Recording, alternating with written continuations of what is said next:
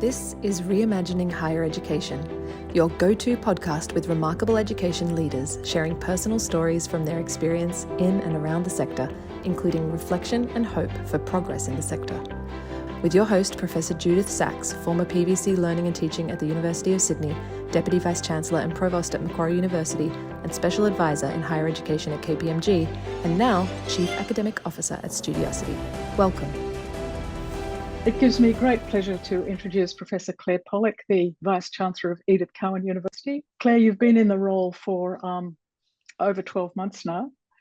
That's right. And it's flown. So I invite people to bring an object that represents their journey as a learner and a leader. So after you've presented that, I'll also ask you to tell us your story of how you got to be a Vice-Chancellor. Oh, Judy, thank you. And thanks for the offer to have the conversation. I'm looking forward to it. And I have to say, the suggestion to bring an object was fascinating. And I spent a bit of time thinking about it. I've selected a brooch, and it's a silver brooch that was given to me by my mother. Now, when she gave it to me, she told me that it was from an illustration from the Book of Kells, which is an ancient Irish book of the Bible illustrated by the monks many, many centuries ago. I've since discovered it's actually a brooch that was a Viking design. But it's a lovely flowing ribbon-like brooch with an object that looks a little bit like a dragon or something, but it's called the Anglian beast. And the reason that I think for me reflects on my journey as a learner and perhaps also the leader is that it speaks to my, if you like, the origin story. And I think for most of us, the way we learn and the way we lead comes a lot from where we come from as people. So what I might do if I'm talking about how I got to be Vice-Chancellor, I might weave these two pieces together. Excellent. So I was born in a little town, small town in East Yorkshire, agricultural part of the world, about 5,000 people there, and sort of born and bred Yorkshire girl, but to Irish parents. So it's actually quite interesting if your Irish mother gives you a brooch called the Anglian beast or the English beast. I'm not quite sure what she was saying there. But it did draw back strongly to the Viking era too, much even though she wasn't aware of that, which is, of course, very much reflected the growing up near York, which was one of the Viking territories that were the Vikings inhabited for many, many years. And growing up in that place and in that town in East Yorkshire, I had the great fortune of being taught by my father for most of my high school years as the head of mathematics. But for me as a learner, it was very much influenced by him and his approach to education. He was a very old-fashioned teacher, an extraordinarily good teacher. It was just the local government school in the local town. He did a remarkable job in lifting aspirations for the students. He supported those students wherever they ended up going to, whether it was to work in the local shop or to become an apprentice. Very few of us went to university at that time from that school.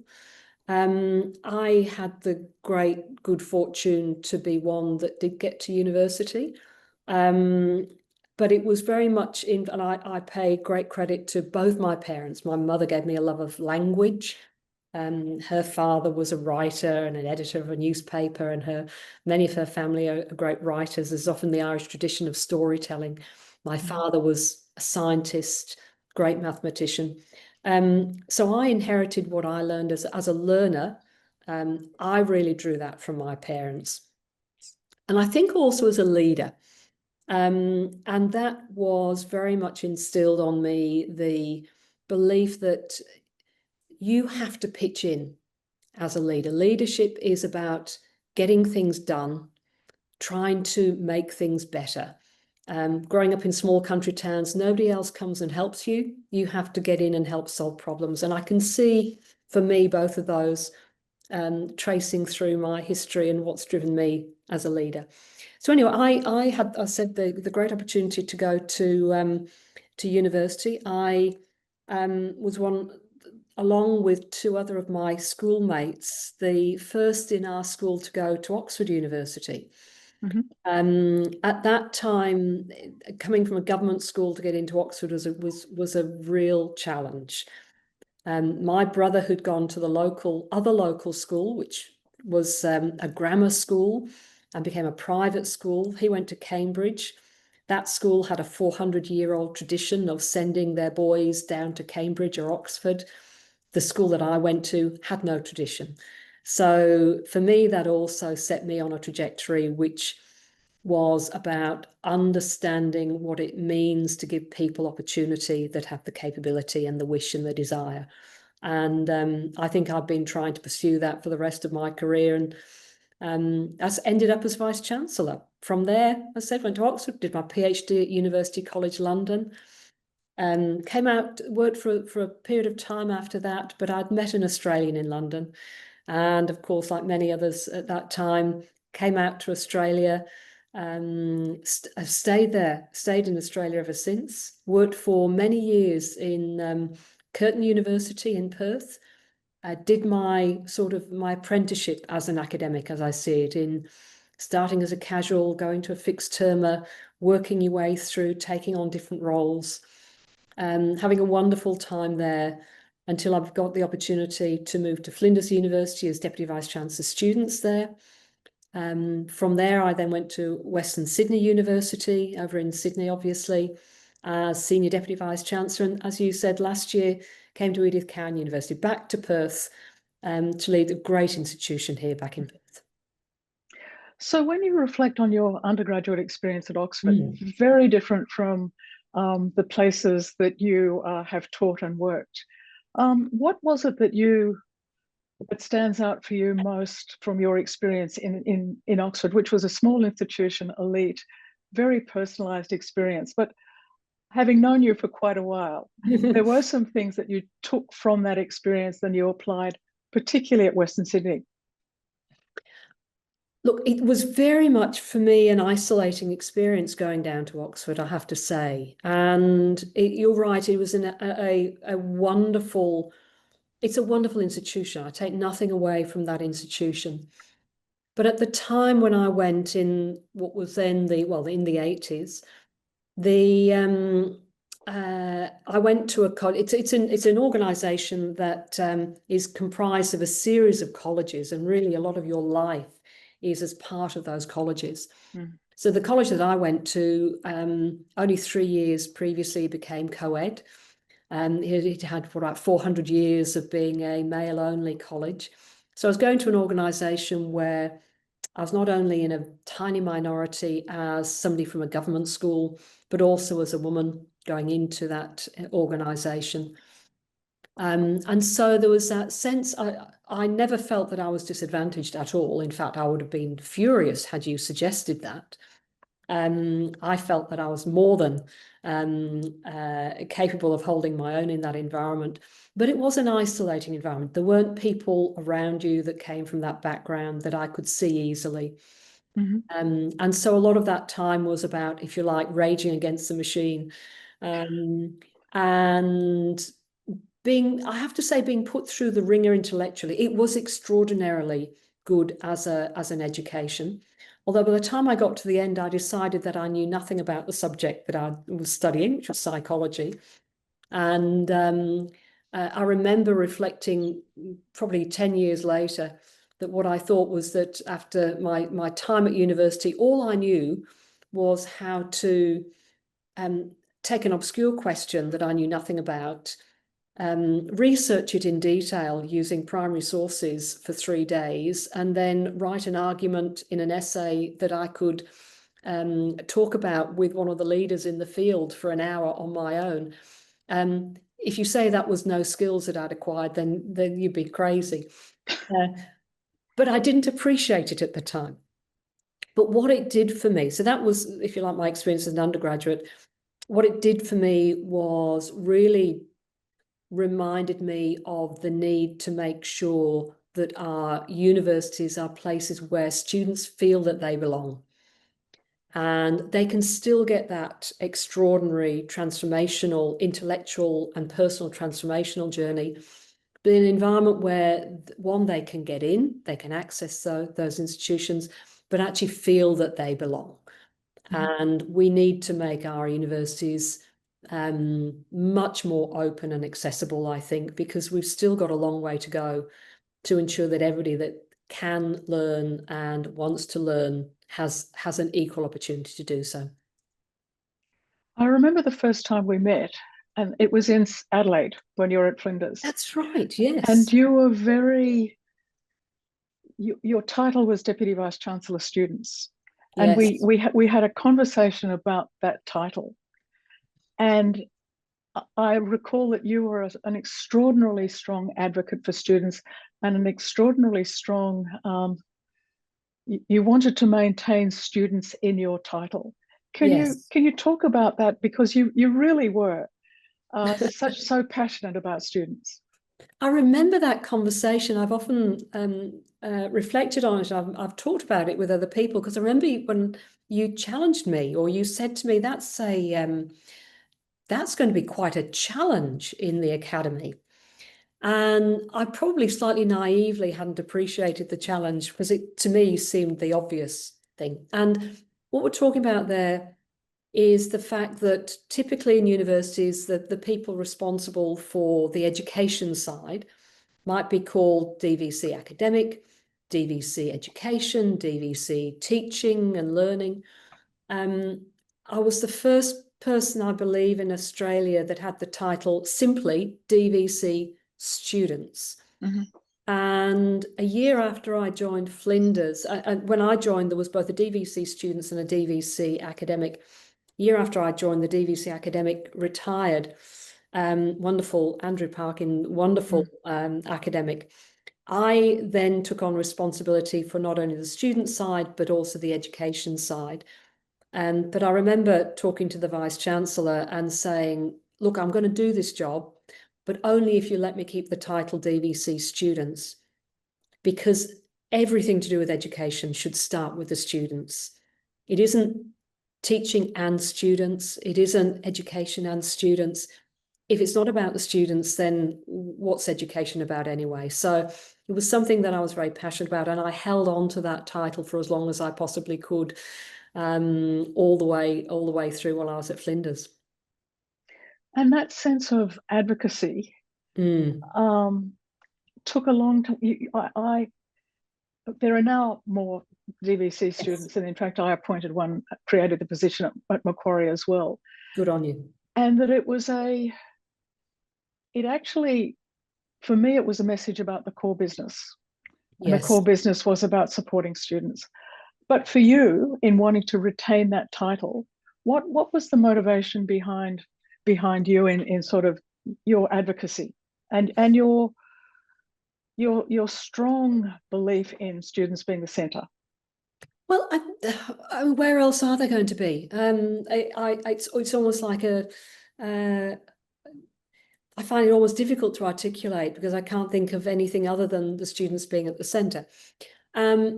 One of the reasons why I felt, and I think as I spent time in the role, I realised how important that it was. And I remember going to some meetings with colleagues in Flinders. Flinders at the time was going through looking at its values, as we all do from time to time in universities. I had a great opportunity to sit in a number of workshops with staff early on in my time at Flinders. And I remember came through so strongly that the staff said, look, we are student-centred. And we didn't think it was a value, we called it an ethos. We said, we are student-centred. I was both delighted by that, but also used it as a challenge to the organisation. Because I would say things like, our timetable, in what way is our timetable student-centred? We start with staff availability rather than student availability. Now, I know there's very practical reasons why we do that, but it was, if you like, the ethos about where do you start the question. Sometimes joked, We'll know that we are student-centred when our students get the car parks closest to the university major buildings rather than the ones on the outside. And that's sort of joking, but it's an attitude and it's a starting point. And I know that over the years, it's 10 years ago since that, what you've seen is an increased expectation coming through from students, from their families, from government, that we've got to get back to really focusing on students as being at the core of who we are. And I think that's a really good thing for the sector. When I reflect on the places that you've worked in, Curtin, Flinders, Western Sydney, and now back to Edith Cowan, they're all very different institutions in terms of their history, in terms of their creation, their sort of creation myth or origin story. But when you've got an extraordinary opportunity to sort of take a helicopter view across. The only one that you don't have there is a group of 8. Yes, the sandstone, but that's probably lucky. But that sense of your veranda view, helicopter view of higher education. What are some of the points of similarity, but the points of differentiation given their history, their location, and their focus?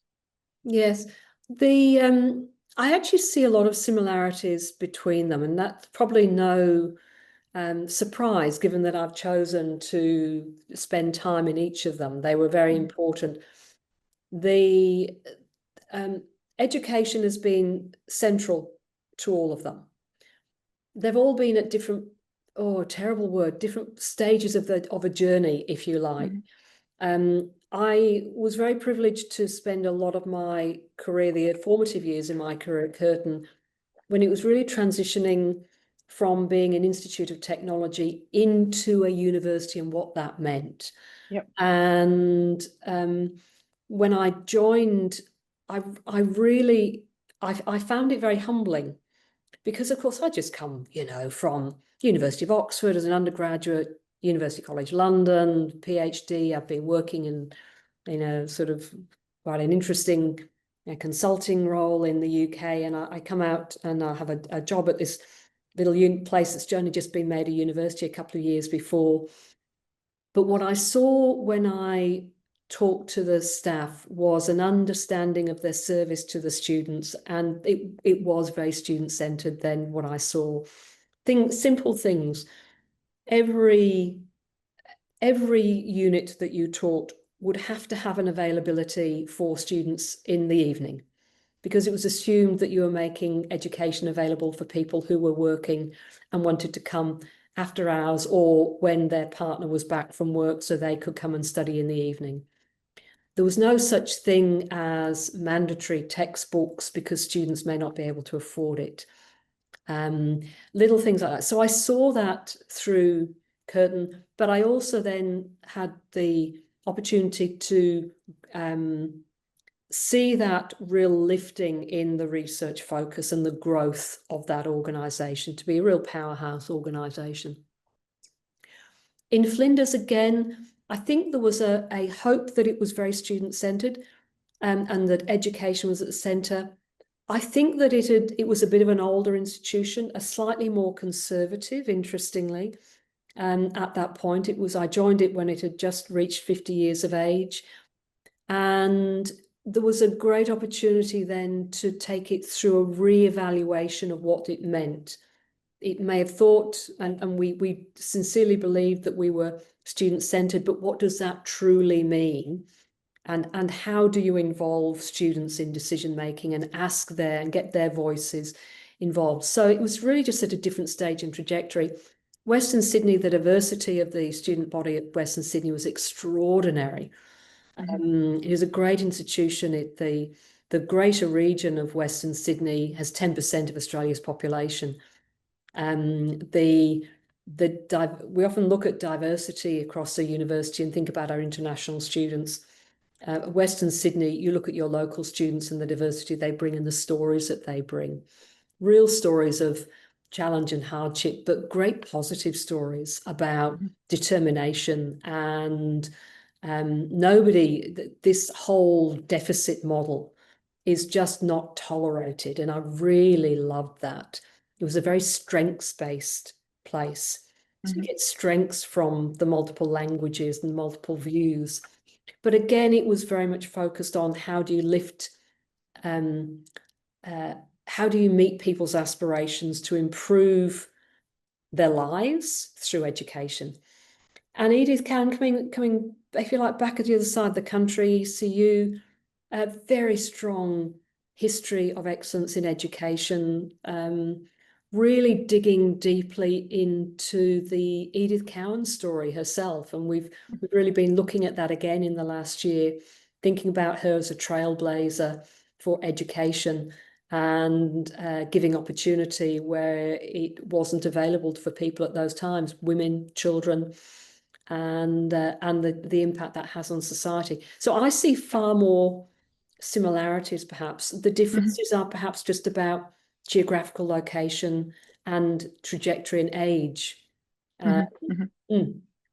So being a relatively new Vice-Chancellor, you've had your feet under the desk for over a year now. What surprised you about being in the driving role as head of a university that has such a fabulous reputation for student experience? I was blessed with very, very good teachers along the way. And so I had a lot of opportunity to take on some great leadership roles along my journey to be a VC. So I think I was well prepared. The surprise is I don't think the surprise was as much about doing the job of the Vice-Chancellor. I think the surprise is always coming in and seeing how society views organisations and views our universities. And that always saddens me if society as a whole, if governments or communities don't see the value of universities. So I think the surprise is more a point in time about, hang on, why do people not think that universities are the best organisations to help aspiration? So I think it is more that the wish that our society centred education and the importance of education more. Sometimes the surprise is even at the lofty heights of being a Vice-Chancellor, you still have to look after the basics. You've still got birthdays to remember, people to look after, the basic things of life in terms of any job. Yeah, you should never think you're ever anywhere away from that. So just taking care of the details and making sure the cups are washed at the end of the day, whatever it is, never think that that's something that you should be attending to. You've established a city campus with a periodic table on the side because the previous Vice-Chancellor was a chemist. What if you take me for a walk around, what will I see both in terms of the physical environment, but also students? Well, to be fair, the periodic table is on our science building on our Joondalup campus, which is in the north of Perth. Our city campus, which will open next year in the CBD, will replace our campus, which is currently in Mount Lawley. And I might start there because we've got 4 campuses and they're all really different. And they're different because of geographical location, but also what we do there. So Mount Lawley is really the centre of where our performing creative arts happens. It is a wonderful place to visit.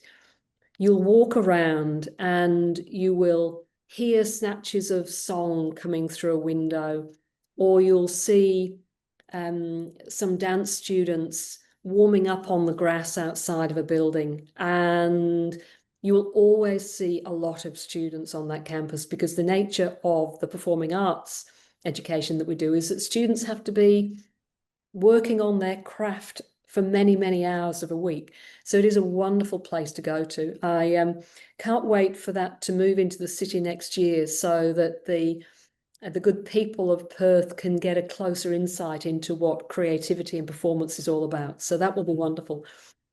Joondalup is a little bit different. So really the home for our sciences, for engineering, for our health disciplines, for currently our business and law students. So we see great diversity.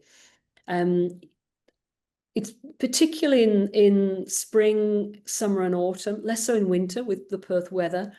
You see a lot of people outside.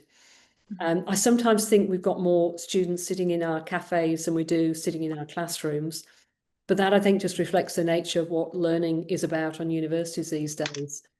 And interestingly, we've got in our Bunbury campus, Bunbury is about 2 hours south of Perth, you'll see a slightly older group of students. And interestingly, in our regional campus, it is the largest regional campus in Western Australia for students who are studying on our campus as opposed to online. And so it is very much a slightly older group. And you'll see students and you'll see lots of kangaroos, which is wonderful. One of the delights about being in a regional campus. And in Sri Lanka, we see a slightly younger group, a city-based campus, and you'll see parents in the ground floor of our campus sitting, waiting for their students to finish their learning, to drive them the 4 hours back to their home.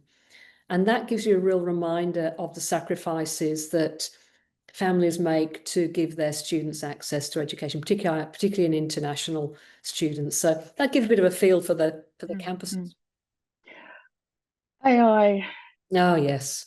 is probably one of the things that we've moved through progression. The first one was oh my God, the sky is falling. It's going to impact on universities. Next stage was being more rational and thinking about whether there are possibilities. Current stage is possibly thinking about the possibilities, but also thinking about the risks and mitigating factors to make sure. What's your view about AI to support student learning? AI is a tool. It's an incredible tool, and our students, when they graduate, need to know about it. They need to know how to use it. They need to know when and where and why to use it. They need to know about the risks of using it, need about the ethics of using it. So we have very much taken the approach that AI is an important part of learning. But we recognise the risks and the challenges that provides to that traditional model of assessment that can be disrupted through AI. That assurance of learning starts to get a little bit harder in an AI world. We're grasping the nettle here, and we're completely transforming our curriculum to move towards far more programmatic learning, focusing on the learning rather than the assessment. And the wonderful Professor Rowena Harper has been leading a great bit of work, and we've got the first suite of our courses starting next year, looking very much at programmatic learning and programmatic assessment. So for the first time, you'll have several of the units that students will study where they will be far more pass-fail units. We talk about them as learning units. And then you'll have separate assessment units that draw assessment across all the learning units, where we can put far more attention and focus on fewer, higher quality assessments, far more authentic assessments that we can assure in a far more rigorous way. But it relies on students and will take students through a journey where they need to draw the connections across these little elements of learning that we call units. And so it's a fabulous project.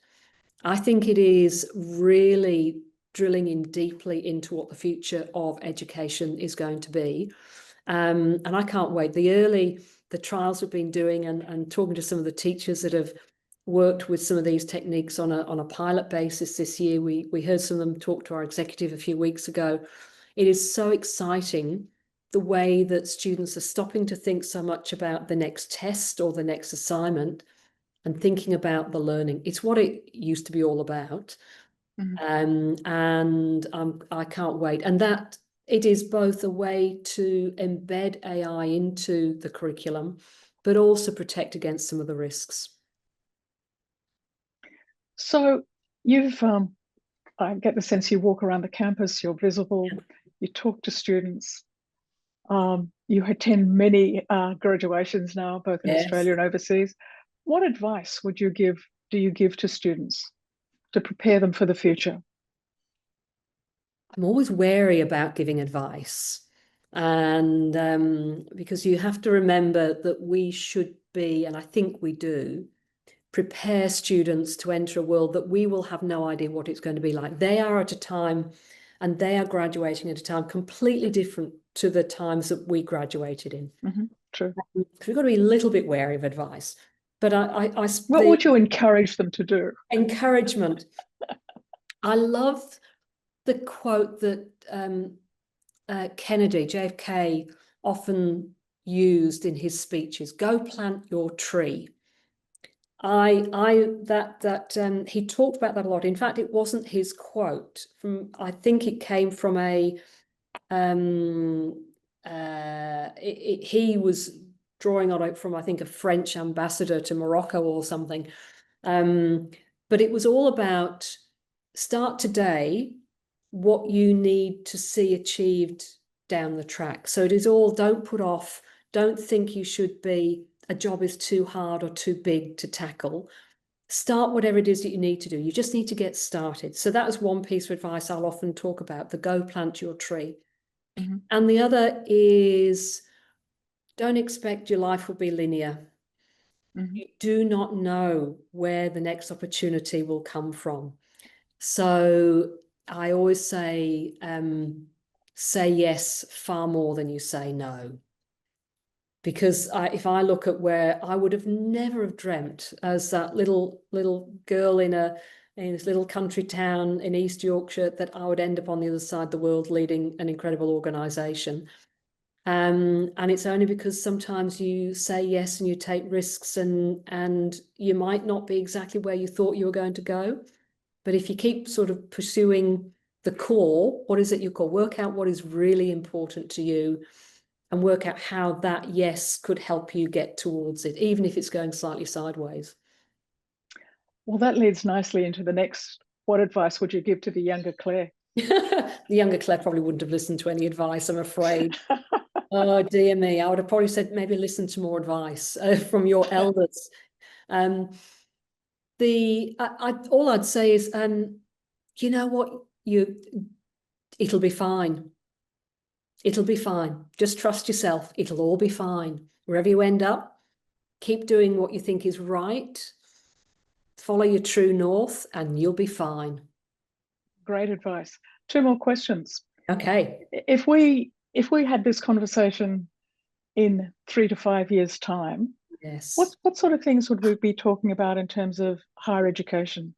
Oh gosh, I really hope we're not talking about how well we've pivoted to the next pandemic or the next crisis or the next crazy government policy piece. And I think we'll still be talking about how on earth we can prepare students for a world that we've got no idea what it will be like. So I think there'll be still deep questions about how we imagine the future and how we prepare students to enter a completely unknown future. I think we'll also be talking at a pragmatic level in an Australian sense about how we're managing a much more planned and managed growth environment in Australia. That's going to be a very different environment to operate a university in terms of how we collaborate rather than compete in the sector. I really hope that we are talking about how we are going to take advantage of the government's great investment in research in Australia. I know we've talked in this conversation very much about students, which is close to my heart. But I always say that we do our students a great disservice if our universities are also not great in research, because that is what universities are about as well. So I would love to be talking about how we are going to take advantage of the growth in percentage of GDP that's been put into research, and talk about that more or as much as we're talking about currently GDP going into defence spending, which I agree we need to talk about, but I'd love research to be bigger on the agenda. Second last question. Given that, how will we measure success? I think you need to look at societal measures. So it's things like societal cohesion. I think universities are great avenues towards enhancing social cohesion and economic success. So productivity. If universities aren't contributing into national productivity, then I think we're doing something wrong. We haven't got the skills being developed. We haven't got the innovation being made. So I think we need to be in some way managing how we are contributing into the national productivity agenda. But also, and this very much speaks to the role of, say, a university like Edith Cowan, where we also need to look at how our local community, for us at Edith Cowan, Perth and WA, how we've contributed specifically to the success of our communities. My last question. What are you reading at the moment? Oh, I'm going to do a terribly academic thing now and ask you to define the question. Depends what you mean by reading. And the reason I say that is these days, when I get back, reading for pleasure as opposed to work, I do a lot of Yes, reading for pleasure. What are you reading for pleasure? When I'm reading for non-work, I tend to listen to audiobooks to give my eyes a rest at the end of a day. So if I talk about audiobooks that I read, I'm currently listening to a book called Black Holes, which was written by Brian Cox, who people may know, the great Mancunian physicist, and his colleague Jeff Forshaw. And it basically is a layman's guide to Einstein's theory of general relativity, to gravity, to the concept of space-time, to the second law of thermodynamics. And I'm just getting to the part where we're starting to get into quantum computing. And what's quite funny about this is it's the second or third time I've listened to it, because the other thing that when I read, either reading for pleasure or listening to books for pleasure, is I always fall asleep very quickly. And so I put the audiobook on a timer and then realize I've only listened to 5 minutes of 30 minutes. And then each time I listen to the next chapter, I've missed about 20 minutes. So I get great value out of my audiobooks. I can listen to them about 3 or 4 times before I get the full book. But it's actually quite a good way to learn too.